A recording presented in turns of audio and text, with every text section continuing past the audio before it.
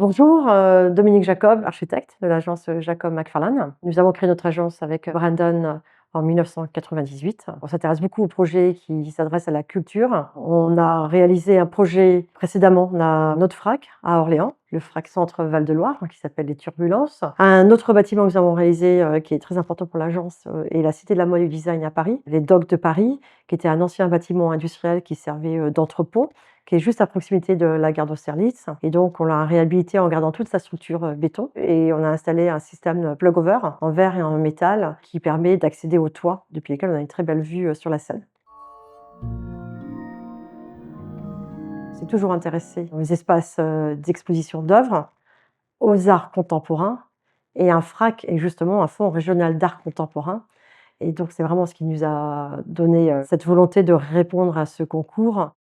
L'histoire de l'Afrique, c'est quelque chose d'extrêmement beau dans l'histoire de l'art. Et je pense en fait c'est un aspect de la culture française qui est, entre guillemets, assez unique. Avec une envie de place la culture un peu partout en France. Et ça, on est très attiré par ça.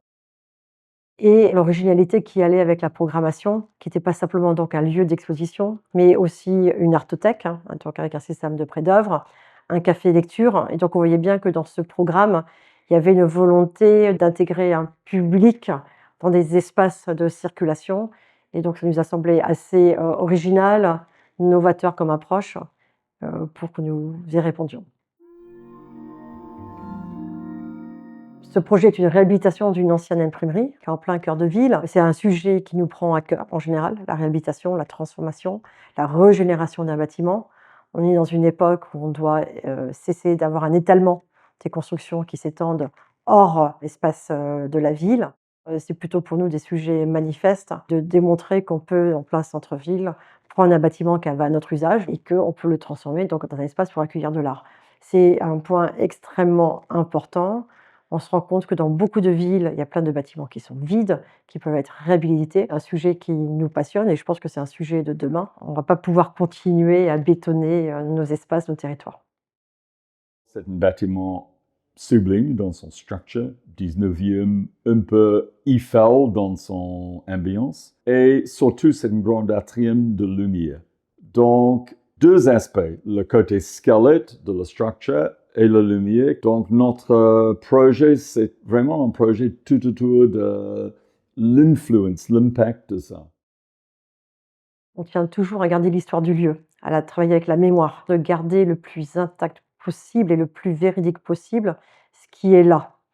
Donc c'est pas de le transformer, c'est pas de le détourner. Donc ici, on a rénové l'ensemble de ce bâtiment, les balustrades en métal, les lisses en bois qu'on a rénovées, les escaliers qu'on a pu conserver, les sols. Donc les parquets décorsifs, le sol en carreau. On avait une moquette grise complètement rapiécée. On avait proposé un sol gris qu'on retrouve très fréquemment dans les musées, qui est un sol neutre. Et en découvrant ces carreaux ciment, on a trouvé que c'était vraiment là une fantastique découverte. Donc ça, c'était une très belle surprise. Brandon parle d'archéologie à ce sujet-là. Il y a un léger motif qui se répète sur toute la surface du rez-de-chaussée, mais qui donne vraiment une assise et qui surtout lui donne une identité particulière. C'est bien ici, le FRAC Artothèque à Limoges. On n'est pas dans un espace d'exposition ailleurs. Ça lui confère vraiment une identité particulière qui est là, unique à ce lieu. Et c'est ça la magie de travailler avec ce qui existe, de ne pas vouloir toujours casser pour refaire. Et ça prend vraiment un, un caractère très particulier et très spécial. Et ensuite, des éléments qu'on est venu rajouter, comme cette boîte sur 2 niveaux qui fait l'interface entre vraiment les espaces publics et les espaces d'exposition des œuvres du bâtiment. On voit bien qu'elle ne s'attache pas à la structure du bâtiment. Elle est bien indépendante. Donc ça, fait toujours très attention, c'est de garder l'indépendance des histoires pour pas qu'il y ait de mélange ou que des incompréhensions. On est posé la question tout de suite, qu'est-ce que c'est une nouvelle intervention à l'intérieur de quelque chose assez fort, existant et historique? Et tout de suite, on est posé la question, est-ce que c'est possible qu'on imagine une architecture presque secondaire dans l'espace, dans l'architecture existant, qui a un travail aussi sur la structure, donc la ligne. Et cette addition, c'est ça qui est, je pense, en fait, pour nous, c'est un grand pari. Dans le choix des matériaux, on a voulu travailler avec ce qui était déjà là. Donc le métal, le bois, les nouveaux éléments donc sont aussi en métal en bois. On n'a pas rajouté une autre matière qui trancherait trop. Elle est exprimée différemment, parce que c'était au 19e siècle. Nous, on a travaillé de manière beaucoup plus minimaliste. Donc la boîte immersive qui est habillée de panneaux bois et de structures galvanisées. Il y a dans ce cas un dialogue qui se fait avec les anciennes cloisons qu'on a pu conserver et avec les balustrades, qui sont quand même un élément architectural qui est assez présent dans l'espace. Il y a un regard comme ça entre deux époques, 19e, 21e, qui s'établit avec des manières différentes de les travailler.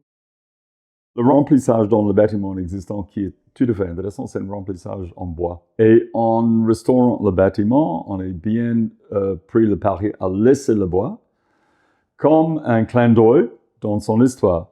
Mais un clin d'œil aussi pour nous. L'intervention de remplissage pour nous, en fait, c'est un remplissage évident avec le bois. Donc, le cadre en acier, dans ces cas-là, c'est moderne, contemporain, c'est galvanisé. Il n'y a pas de peinture. C'est l'acier dans son côté brut, donc on est opté pour ça. Et dans le remplissage, c'est en bois. Donc, les deux matériaux, si tu veux, la structure et le remplissage, c'est quelque chose qui répète tout le temps, partout dans le projet. On trouvait que c'était important que cette boîte, ça lui donne vraiment un côté boîte. Ça lui donne pas un côté bâtiment, ça lui donne un côté boîte. Un côté légèrement container, quand on ouvre les portes, mais ça a aussi un côté mystérieux. C'est un peu comme s'il y avait un ovni qui était arrivé ici. Finalement, on est dans un espace 19e siècle, dont on a gardé tous les codes, et puis on a un élément qui arrive. Et ça, je pense que c'est important. Et c'est pour ça que c'était bien de voir ce minimalisme aussi, qui vient trancher finalement, avec un décorum plutôt 19e siècle, qui lui donne cette force. Un côté un peu de tension entre les deux. Après, la matière principale du lieu, je pense que c'est la lumière. On a une très grande verrière qui amène une magnifique lumière qui inonde vraiment l'espace et qui donne un effet finalement assez doré dans le reflet qu'il y a avec les panneaux bois verticaux, avec l'ensemble de ces coursives qui sont en parquet. Et il y a vraiment des jeux de reflets qui font vraiment jouer cette lumière, qui sont assez magnifiques. Je pense que c'est peut-être aussi une des particularités de ce projet-là, c'est qu'il est chaleureux. Vous avez beaucoup d'espaces muséaux qui sont très froids, parce qu'on travaille un sol froid, on travaille des murs blancs, on travaille une lumière blanche, la plus nette possible. Finalement, c'est froid. Ici, je pense qu'on a un espace chaleureux. On a travaillé les espaces dans différentes séquences qui sont vraiment identifiables. L'espace de l'entrée, c'est un espace café-lecture qui est vraiment identifiable avec un mobilier particulier spécifique qu'on a fait pour cet espace, qui lui-même donne sur la boîte, sur 2 niveaux, la boîte immersive qui accueille des œuvres multimédia et une deuxième boîte sur un deuxième niveau qui accueille également des œuvres. Ensuite, on a l'espace Artothèque qui est au premier étage sur la façade, visible par tout le monde. Le concept d'Artothèque n'est pas connu de tout le monde, donc cette idée de la mettre très accessible était très importante pour nous, avec cette grille blanche qui coulisse, qui pourra donner tous les jours une image différente, si on le veut, avec des tableaux qui glissent les uns derrière les autres. Et ensuite, on a un espace qui a un grand rez-de-chaussée avec un très grand volume sur verrière. Et après, on a sur les coursives une organisation en galerie qui donne cette particularité, c'est que d'une galerie, on voit les œuvres de l'autre côté de la galerie, et donc à différents points de vue. Et ça, je pense aussi un élément très important, c'est qu'on a une approche très proche de l'œuvre, mais qu'on peut aussi avoir une approche plus lointaine de l'œuvre. Donc c'est ça qui est génial avec cet espace, c'est qu'en fait, c'est un grand volume capable de beaucoup de choses. Et en même temps, sur un volume contenu. Les premiers espaces qui sont accessibles par le public sont extrêmement importants dans l'accueil qu'ils génèrent. C'est pour cela qu'on a disposé le café lecture en rez-de-chaussée. C'est qu'en fait, on peut aussi rentrer dans ce bâtiment pour prendre un café et être mis au courant de la programmation, feuilleter quelques livres. Et on a mis à l'étage la partie Artothèque en contact avec cette façade, au contact du public. On a donc le café lecture, Artothèque et la salle de réunion au deuxième étage, et qui est augmentée avec cette structure qui est conçue comme un grille de théâtre, mais disposée à la verticale, qui se place en façade. Elle est extrêmement importante, cette organisation de l'espace, parce que vous avez une succession de découvertes. Ces strates finalement qui s'installent dans cette épaisseur de façade, c'est comme une façade très épaisse finalement. Vous avez la structure qui peut accueillir des œuvres physiques ou numériques. Vous avez ensuite la strate café, lecture, artothèque, salle de réunion. Ensuite, la boîte immersive avec une programmation particulière. Et après, vous avez une grande découverte de ce volume. Comme on est dans la rue, on voit simplement un grillage, on est assis à Galva, qui est simplement un type de soulignement les étages de le bâtiment et les lignes de structure de le bâtiment. Cette structure-là, on est toujours parlé de ça comme une structure, un type de squelette disponible pour les artistes.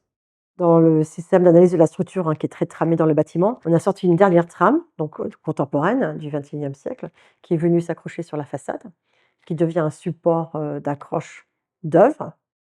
On a voulu que le système d'exposition des œuvres puisse aller à la rencontre du public à l'extérieur du bâtiment. Pour nous, un équipement public doit aussi avoir un rôle urbain pour que finalement les gens qui passent dans la rue, qui n'ont pas comme destination d'aller au Cartothèque, finalement se rendent compte qu'il y a là quelque chose qui interpelle le public et ils vont rentrer parce qu'ils savent qu'ils peuvent rentrer.